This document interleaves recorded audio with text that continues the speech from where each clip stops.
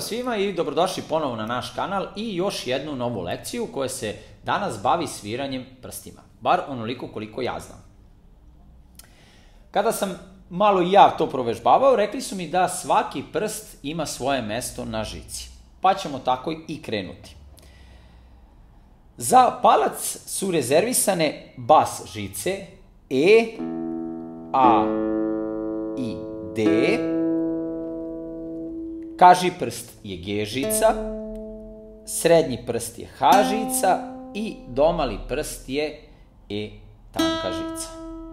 Sada ćemo kroz jednu kratku vežbicu da pokažemo ono o čemu sam sada pričao. Svirat ćemo, udarit ćemo bas, pa G, H i E žicu, pa ćemo posle udariti A bas, pa isti prstored G, H, E žica. To je ovo.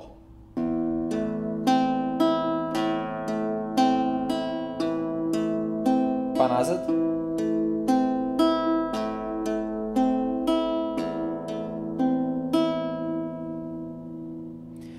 Postoje različite varijacije vežbi, pa na primjer može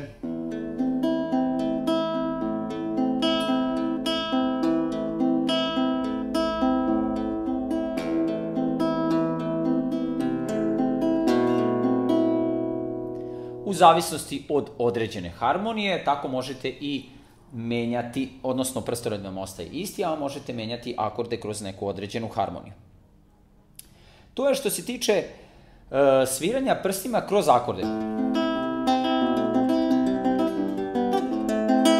Ja uglavnom koristim ovaj prstored koji sam vam rekao. Sada kada bi svirali, na primjer, neku solo deonicu, za solo deonicu ima različitih nekih vrsta prstoreda, međutim, ja sam naučio da se za solo koriste kaži prst i srednji prst. Kada bi svirali neki solo.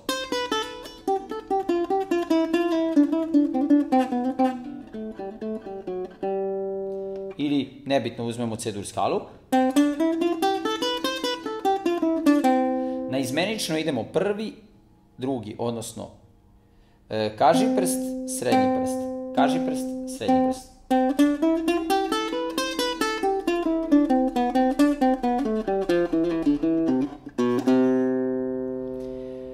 Neka vežbica da vežbate ova dva prsta je bilo koja, samo da neizmenično pomerate kaži prst i srednji prst.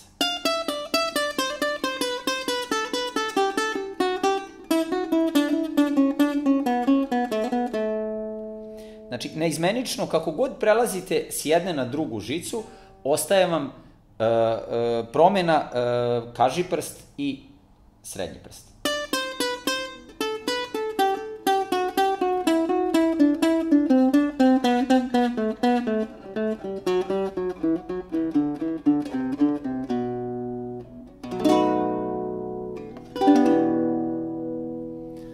Ukoliko imate bilo kakvih pitanja, možete postaviti, a naravno ukoliko da znam da odgovorim što se tiče bar ove oblasti. Hvala što pratite naš rad, pa se uskoro i vidimo.